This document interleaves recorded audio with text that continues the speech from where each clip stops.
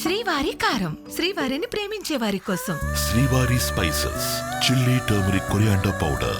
శ్రీవారి కారం, శ్రీవారిని ప్రేమించే వారి కోసం. సినీ ఇండస్ట్రీని పైరసీతో ముచ్చమటలు పట్టించాడు ఈ మంది రవి.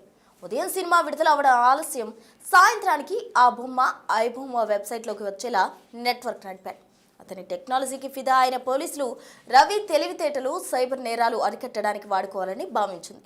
ఈ క్రమంలోనే అతనికి బంపర్ ఆఫర్ ఇచ్చినట్టు తెలుస్తోంది. దీనిపై రవి ఎలా స్పందించాడు? అసలు పోలీసులు రవికి ఇచ్చిన ఆఫర్ ఏంటి? నెక్స్ట్ రవి ఏం చేయబోతున్నారు? ఇలాంటి ఆసక్తికర విషయాలు ఈ స్టోరీలో తెలుసుకుందాం. ఐబొమ్మ బప్పం టీవీల పేరుతో వెబ్సైట్ నడుపుతూ సామాన్యులకు ఉచితంగా సినిమాలు చూపించాడు ఈ మంది రవి. థియేటర్కు వెళ్లి వేల రూపాయలు ఖర్చు పెట్టిన అవసరం లేకుండా స్మార్ట్ ఫోన్లోనే మంచి క్లారిటీతో సినిమాలు చూసేలా నెట్వర్క్ నిర్మించాడు.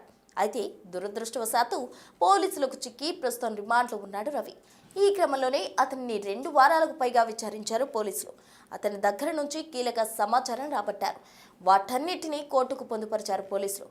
ఈ నేపథ్యంలోనే అతనికి బెయిల్ వచ్చే అవకాశం ఉందని చాలా మంది న్యాయవాదులు చెబుతున్నారు. దీంతో రవి టెక్నాలజీ టాలెంట్ ను సైబర్ నేరాలు కట్టడికి ఉపయోగించుకోవాలని పోలీసులు భావించారు. బెయిల్ వచ్చాక పోలీస్ శాఖలో మంచి ఉద్యోగం కల్పిస్తా, పనికి తగినట్టు మంచి జీతం కూడా ఇస్తా, జాబ్ చేస్తావా అని అడిగినట్టు తెలుస్తోంది.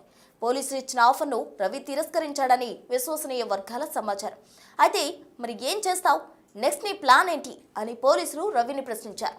ఈ క్రమంలో తనకు కరేబియన్ దీవిలో ఒక రెస్టారెంట్ పెట్టాలని ఉందని, తెలుగు వంటకాలు అక్కడి ప్రజలకు రుచి చూపించాలని అనుకుంటున్నట్టు రవి తెలిపాడు. ఇలా హోటల్ బిజినెస్ చేసి డబ్బులు సంపాదిస్తానని పోలీసులకు చెప్పినట్టు తెలుస్తోంది.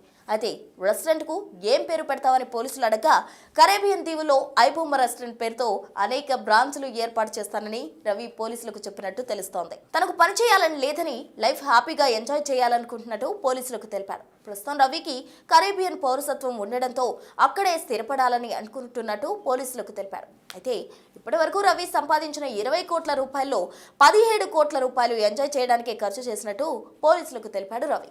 ఇకపై కూడా అలాగే వారానికి ఒక దేశం తిరుగుతూ తనకు నచ్చినట్టు బ్రతకాలనుకుంటున్నట్టు పోలీసులకు వెల్లడించారు. ఇకపోతే అతన్ని అరెస్ట్ చేసిన పోలీసులు ఏపీ, తెలంగాణలో ఉండే ఆస్తులు, అకౌంట్లో ఉన్న 3 కోట్ల రూపాయలు సీజ్ చేశారు. ఈ నేపథ్యంలో రవికి త్వరలో బెయిల్ వస్తుందని చాలా మంది ప్రముఖ లాయర్లు చెబుతున్నారు.